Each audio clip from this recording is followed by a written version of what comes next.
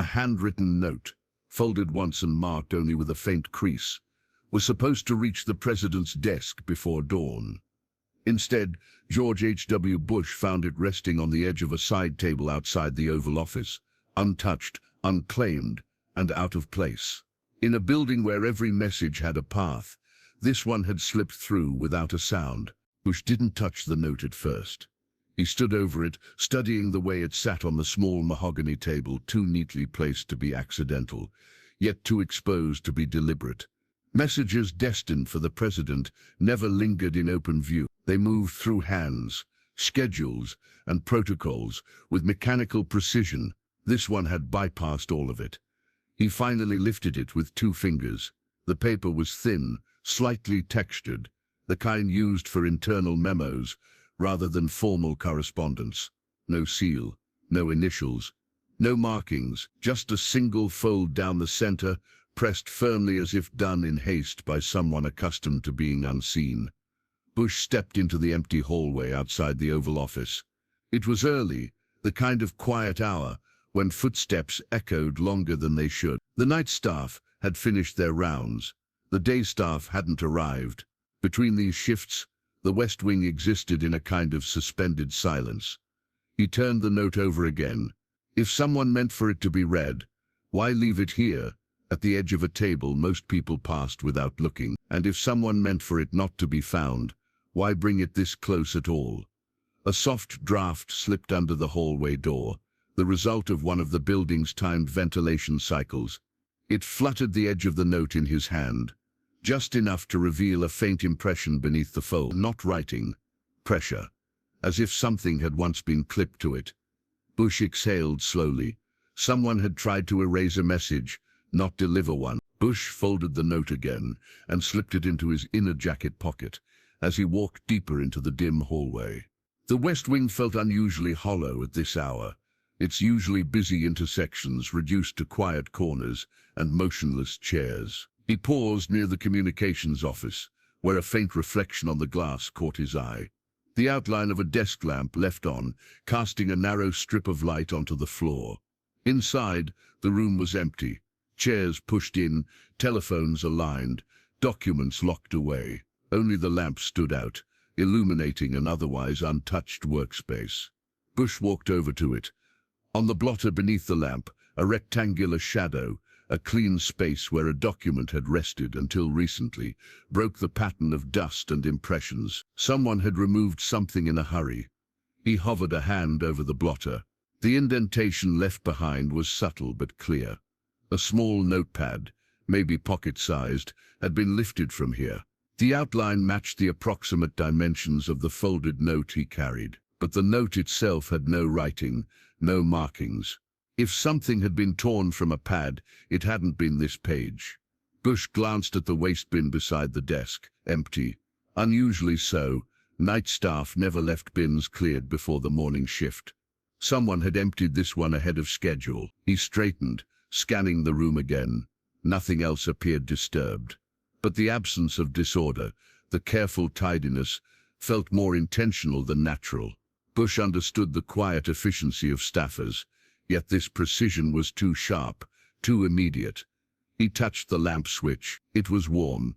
Someone had been here minutes before, working quickly, moving quietly, and leaving nothing behind except a missing page and a note that should not have arrived.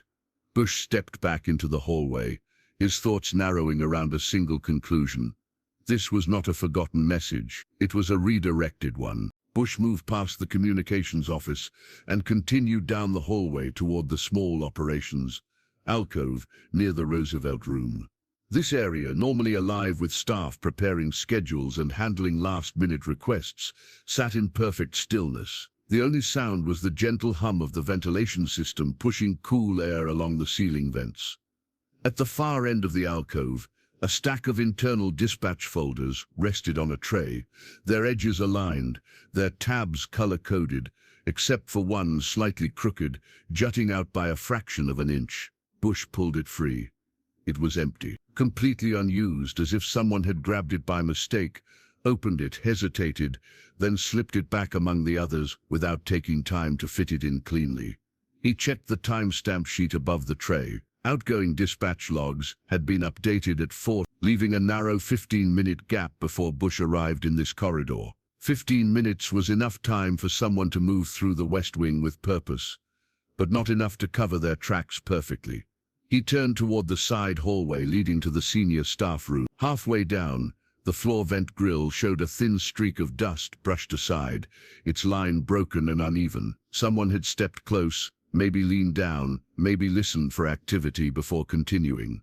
Bush crouched and touched the grill. The metal carried a faint warmth, unusual for a vent that should have been pushing cool air at this hour. He followed the direction of the disturbed dust.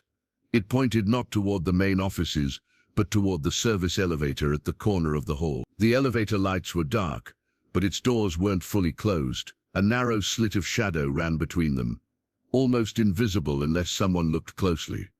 Bush approached slowly. If the note was intercepted, rerouted, or withheld, the path it traveled would reveal more through silence than through evidence. And right now, all silence pointed toward the elevator. Bush stopped just short of the elevator doors, studying the narrow gap between them. The faintest current of air slipped through, carrying the sterile scent of the service levels below. This elevator wasn't used for staff movement during early hours. It was reserved for document transport, maintenance crew, and the occasional discreet transfer that didn't require attention. He pressed a hand lightly against the cold metal. Someone had forced the doors nearly shut, but not entirely. A hurried exit always left small imperfections, and this slit was just wide enough to suggest a departure made without time to reset anything fully. Bush tapped the call button. Nothing moved. The elevator was stationed on a lower floor. He scanned the frame. A subtle smear, almost invisible, cut diagonally along the brushed steel surface, as though a thumb had dragged across it. Directly below the mark on the floor, a thin ripple in the carpet fibers extended toward the stairwell door. Bush stepped back and followed that faint trail. The stairwell was unlit, but the overhead emergency fixture cast a soft white glow across the first landing. Halfway down the steps, he noticed another sign, a slight bend in the rubber edge of the stair tread, freshly compressed. Someone had descended quickly. He walked one flight down, careful not to let his footsteps echo too sharply. At the next landing, the door leading to the printing and distribution corridor was propped open by something small. Bush crouched to examine it. A paperclip, bent once, placed intentionally. Bush picked it up. The metal was still warm from a hand. He stepped through the door. The corridor stretched long and quiet, lined with cabinets containing blank paper, envelopes and routing labels. At the far end, a light glowed under the crack of a door, the small internal printing room. Bush paused. If someone had intercepted a note meant for him, this was where a replacement would be created, or where an original could be destroyed. He tightened his grip on the folded page in his pocket. The message had not disappeared. It was being rewritten. Bush approached the printing room door slowly, letting the silence stretch before pressing his ear against the frame. No humming machines, no rustling paper, no footsteps, yet the faint glow beneath the door insisted someone had recently been inside. He pushed it open just enough to see the interior. The printers sat dormant, their displays dark. The room smelled faintly of warm toner, the residue left behind after pages run off in haste. On the central table, a single sheet of paper lay slightly curled at the edges. Bush stepped closer. Blank. Not a draft. Not a misprint. Just an untouched page pulled straight from the machine's tray. He brushed its surface. Still warm. Someone had started the process, but stopped before putting anything to print. He looked around. A drawer that held routing slips and signature labels was left open by a sliver. Bush pulled it wider.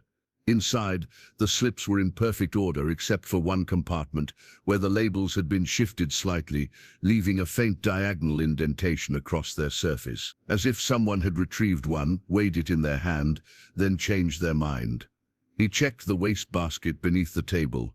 Empty again. Too empty.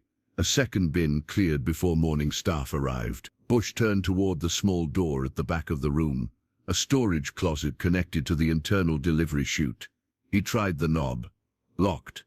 But the metal around the keyhole carried a faint warmth, just like the elevator door and the paperclip. Someone had moved quickly through here, deliberately clearing their traces, yet leaving behind a trail of absences, a blank sheet, an open drawer, an empty bin. Bush lifted the folded note from his pocket and held it under the overhead light. The crease down its center matched the dimensions of the indented notepad he'd seen earlier. But this wasn't the page taken from that pad. This was the page left behind. He lowered the note, listening again to the silent room. Whoever had intercepted the original message had wanted him to see the replacement, but not the intent behind it. And that meant they weren't finished yet. Bush stepped out of the printing room and into the long distribution corridor, the blank note folded between his fingers. The hallway branched in two directions, one leading back toward the populated areas of the West Wing, the other bending into a quieter service route used mostly by overnight staff. He chose the latter, guided by the lingering warmth on the closet door and the clear intention that someone had taken steps to remain unseen. Halfway down the corridor, he noticed a thin sliver of light cutting across the floor, the faint spill from a door not fully shut. He approached carefully. The mail preparation room. Its interior was usually lit bright, filled with the soft rustle of envelopes and organizing trays. But now, only a single desk lamp illuminated the corner, casting long shadows across the sorting tables. Bush stepped inside. The room appeared untouched at first glance. Trays labeled for various departments lined the walls, each neatly arranged. But on the central table, a small handheld date stamp sat misaligned, pushed slightly off its usual position. He lifted it. Ink residue stained the rubber, fresh and still tacky. Someone had marked something, but nothing in the trays bore a new timestamp. He gazed toward the outgoing mail bin. Empty. The incoming bin, also empty. Both unusual for this hour. Bush crouched, inspecting the floor beneath the table. A small scrap of adhesive, the kind used on roting labels, clung to the carpet, its edge torn unevenly as if ripped off quickly. He picked it up. No writing remained, but the torn edge suggested it had once been attached to something. Bush straightened, scanning the silent room. Someone had processed a message here, touched the stamp, peeled a label, hesitated, then carried their work onward. Each trace was small, deliberate and calculated to disappear. He touched the folded note again. Whatever path the original message had taken, it hadn't ended in this room. It had moved beyond it, and the trail, faint as it was, continued deeper into the service wing. Bush exited the mail preparation room and followed the dim corridor toward a lesser-known passage that linked the service wing to the senior staff offices. Few used it. Fewer admitted they even knew it existed. It was a shortcut for aides who needed to move documents discreetly, avoiding high-traffic areas. Perfect terrain for someone who wanted a message to vanish or be replaced. As Bush walked, the carpet shifted under his steps, softer here than elsewhere. Near the midpoint of the passage, something interrupted the otherwise smooth texture, a faint trail of crushed fibers leading toward a recessed alcove.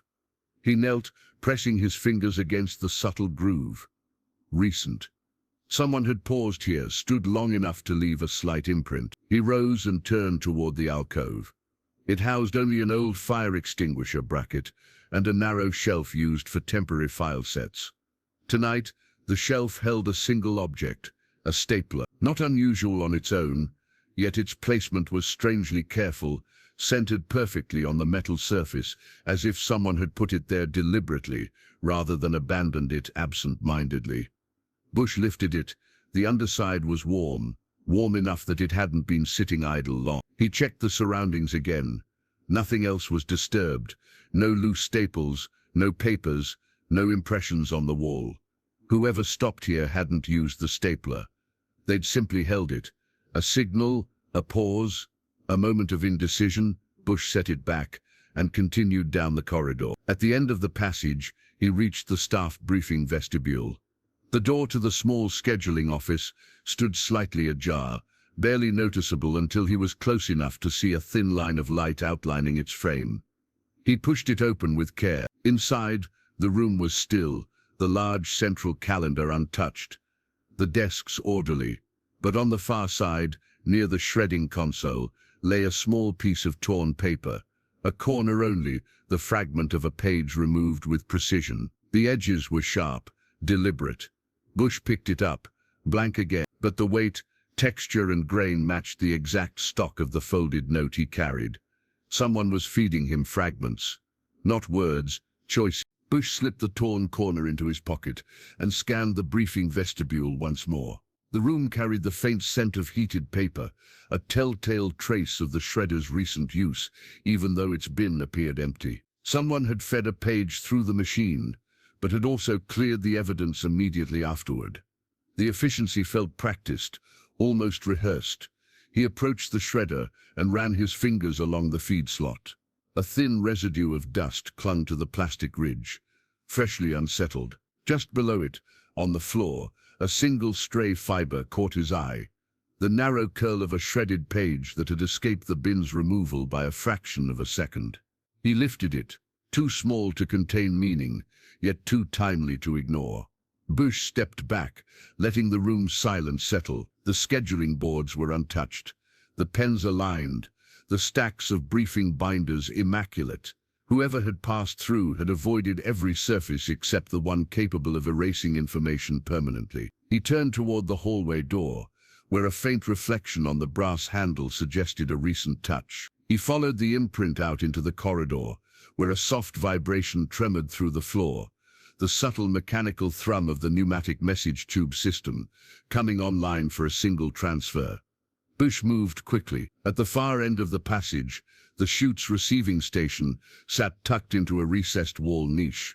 The indicator light glowed yellow, active, not idle. He opened the compartment.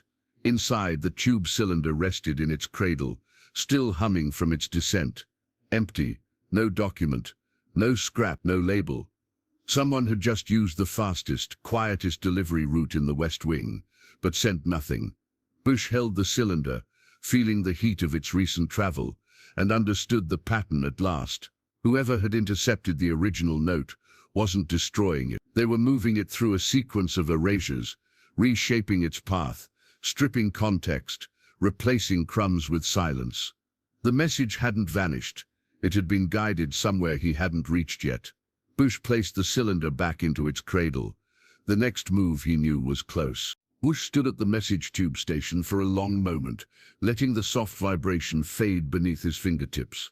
The empty cylinder, still warm from its descent, felt like the final move in a quiet sequence carried out by someone who understood the West Wing's hidden roots as well as he did. Not a threat, not a warning, something more deliberate, an exchange built entirely through absence. He slipped the folded note from his pocket and unfolded it under the dim hallway light. Blank, silent, unchanged. Yet after following its ghost through offices, service rooms and corridors, he no longer saw it as empty. It was the placeholder for something withheld, a page removed just long enough to be redirected. Bush refolded it, feeling its thin edges press lightly against his palm. Whatever path the original message had taken, whoever had shaped its disappearance, they had moved with intent rather than malice, and with enough confidence to leave traces only he would recognize. As he stepped away from the recessed niche, the building's early morning hum began to rise, signaling the return of routine and footsteps. The trail ended here, for now swallowed back into the quiet. But the absence remained, and Bush understood. Some messages arrive not in words but in the spaces they leave behind.